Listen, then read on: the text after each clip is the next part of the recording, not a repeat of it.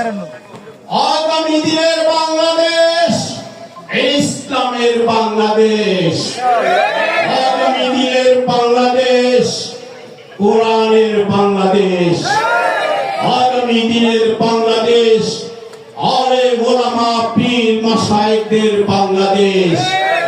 এদেশের মানুষ কোনো অভাবের কারণে কষ্ট পাবে না ইনশাআল্লাহ।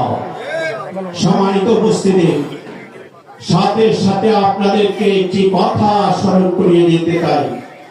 ইউরিদুনা লিইউতফিউ নূরাল্লাহি বিআফওয়াহিহিম আল্লাহু মুতিম্মু নূরিহি ওয়ালাউ কারিহাল কাফিরুন।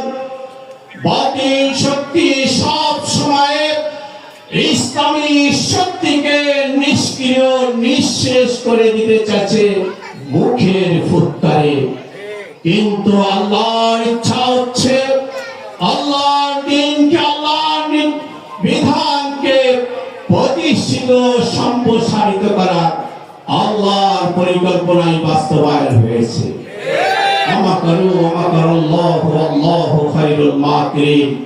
সুতরাং আগামী দিনেও কোন সরকারের পক্ষে কোন প্রতিবেশী দেশীয় শক্তির বলে বাংলাদেশের ইসলাম বিজয় ঠেকানোর কোন শক্তি আধুনিক বিশ্বের কোন সরকারের নেই।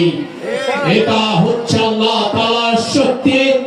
ইন্নাল্লাহ আলা কুল্লি শাইইন কাদির।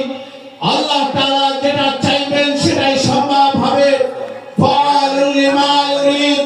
সুতরাং মহান রবের উপরে ভরসা করে একমাত্র তার সাহায্য চাইতে হবে। এইভাবে রব্বি আদখিলনি মুদখালা সিদকি ওয়া আখরিজনি মুখরাজা সিদকি ওয়াজআলনি মিন লাদুনকা সুলতানান নাসিরা। হে রব, তুমি আমাদেরকে সৃষ্টি করেছো, তোমার কাছেই ফিরে যেতে হবে। আমার জীবনের সকল কর্মকাণ্ডের হিসাব তোমাকেই দিতে হবে। তাই তোমার পথে আমি আমার জীবনের বাকি সময়টা কাটাতে চাই।